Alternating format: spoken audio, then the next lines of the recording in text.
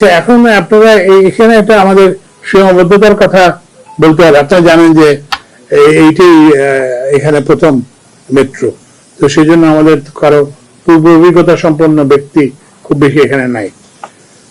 তো এই জন্য ওনারা এই সীমাবদ্ধতা সত্ত্বেও ওনারা এই যে আপনাদের এই যে যত এভিডেন্স ওনারা কালেক্ট করছেন, তো প্রাথমিক অনুসন্ধানে বিচ্যুত বিয়ারিং প্যাডের হার্ডনেস, কম্প্রেশন সেট ও নিউট্রিন কন্টেন্ট প্রচলিত স্ট্যান্ডার্ড অনুযায়ী সঠিক ছিল না বলে কমিটির নিকট প্রতীয়মান হয়।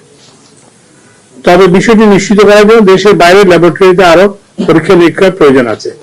এছাড়া বিয়ারিং প্যাড সহ কিছুটা ঢালু অবস্থায় 8 ইঞ্চি 0.8% স্লোপ সন্নিবেশিত করা হয়েছে।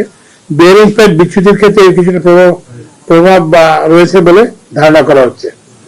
উল্লেখ্য যে ফার্মগেট মেট্রো রেল স্টেশনের উভয় প্রান্তে বৃত্তাকার অ্যালাইনমেন্ট অবস্থিত। প্রতিবান হয় যে ভায়াডাক্টের অ্যালাইনমেন্ট সোজা অংশ ও বৃত্তাকার অংশের মধ্যে কোনো ধরনের ট্রানজিশন কার ব্যবহার হয়নি। কমিটির অনুসন্ধানে মেট্রো রেলের এই অ্যালাইনমেন্টের নকশায় ত্রুটি থাকতে বলে প্রতিবান হয়েছে। কার্ভ অ্যালাইনমেন্টের জন্য পৃথকভাবে মডেলিং ও অ্যানালিসিস করা হয়নি।